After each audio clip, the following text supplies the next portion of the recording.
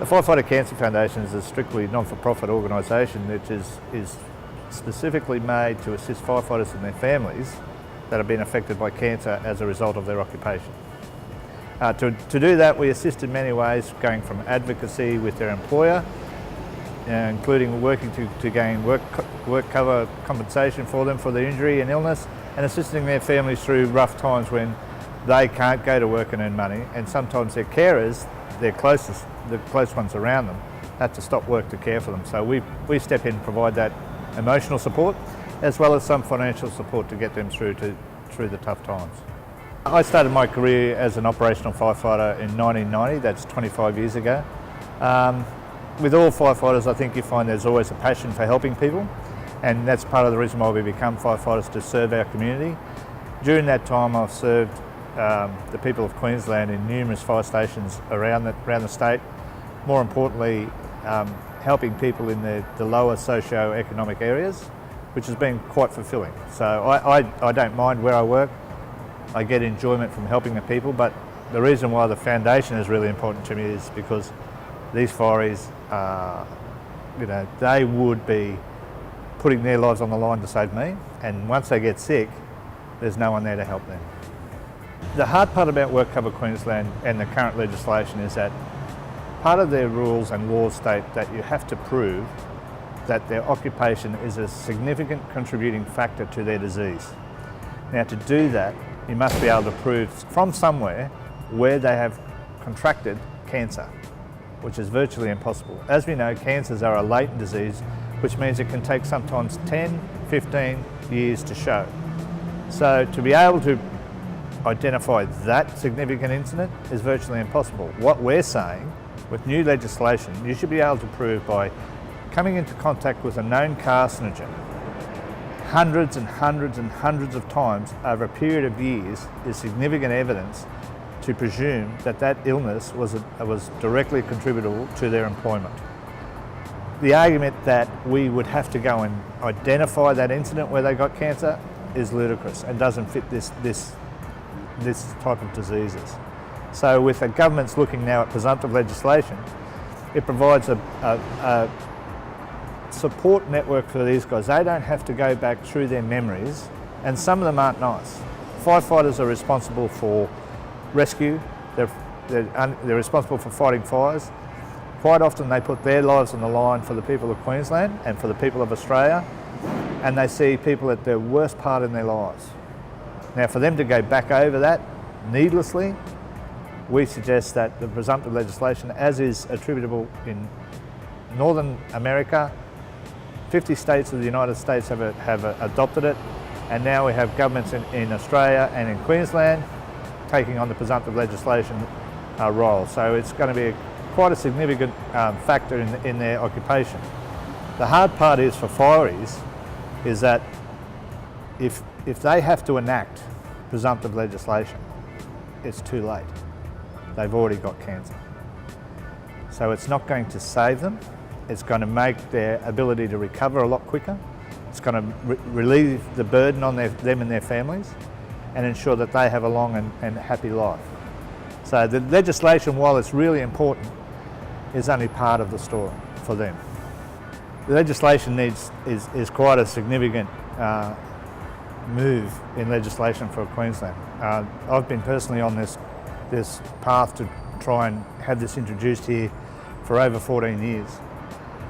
The issue that we need to identify is that firefighters, whether they are permanent firefighters, whether they are part-time auxiliary firefighters, or they are rural volunteers, are all subjected to the carcinogens and toxins that are within smoke and around fires. So we need to look at a whole perspective of firefighting to make sure we accurately address the needs of all firefighters and not just a small few. So the legislation, whilst a long time overdue, is welcomed.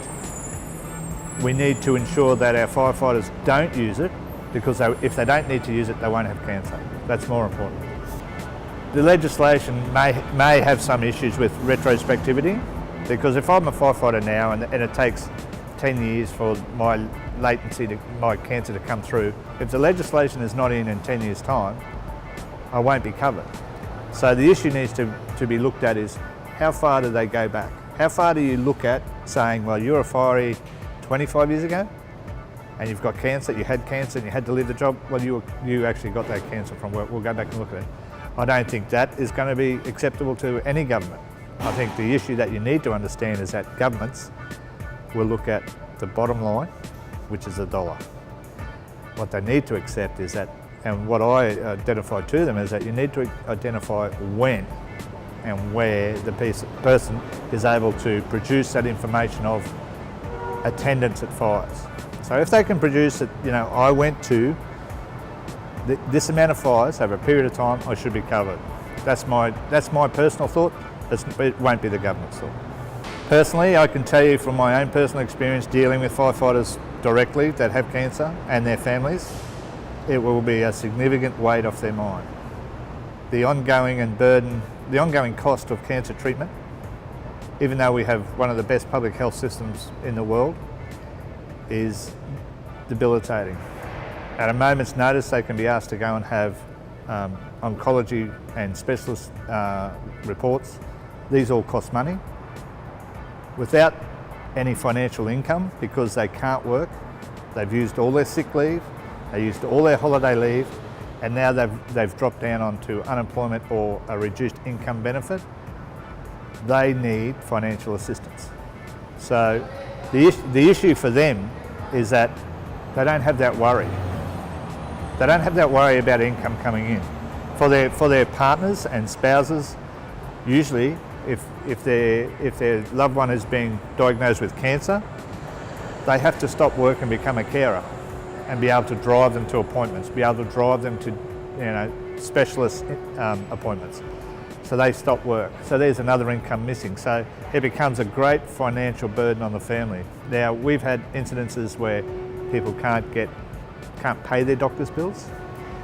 They can't get their cars registered because this is all an impost that they can't afford. So the cancer, while it was caused by work, and where we're sitting right now, they have nothing. They have nothing to help them. But with the legislation, that'll relieve all that pressure and allow them to focus on getting well and allow their partners and spouses to continue to care for them and not worry about the financial burden that they're going to be placed under.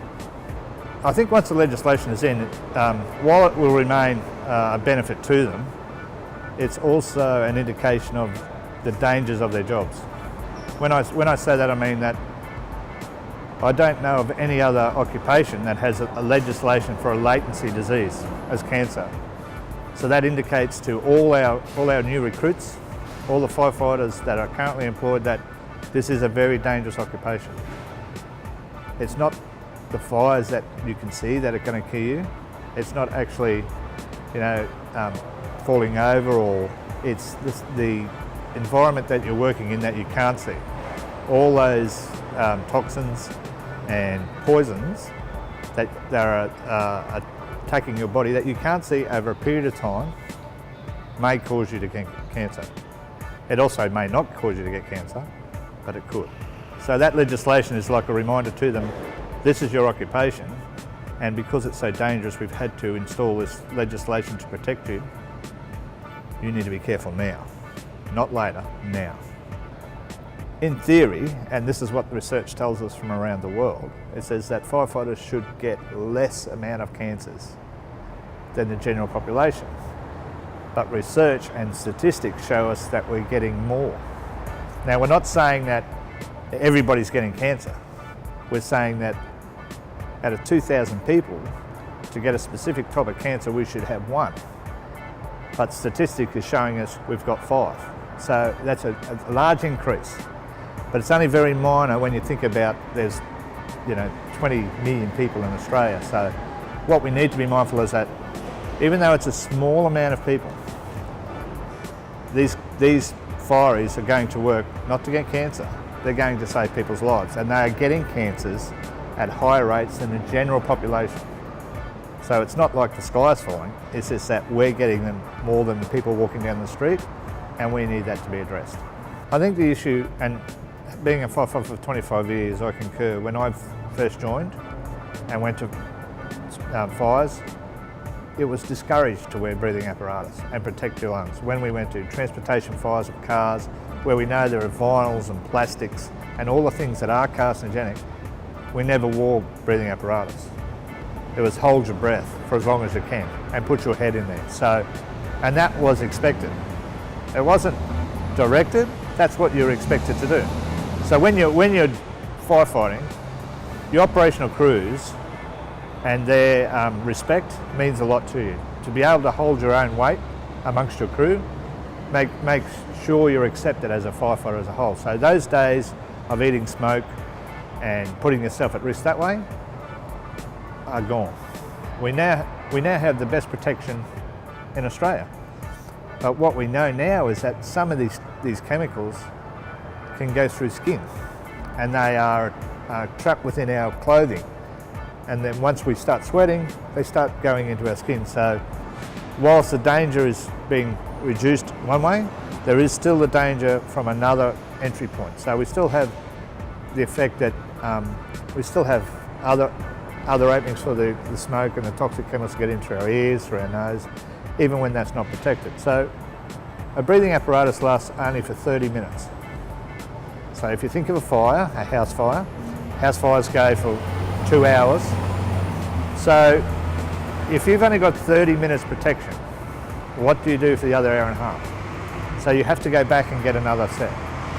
And years ago, if that happened, we would just let the set run out, put it on the ground and stand where we were, because the house is burning. These days we have enough backup resources to say, you go and get that off, we'll take over from you. But we're still exposed. When you get to that fire and you're getting dressed, you're still getting exposed to that smoke chemicals. What we understand is that early detection can provide a wholesale life change to the rest of your life. So if you're able to detect any type of illness early, the possibility of it being cured and treated goes up into the 90% range.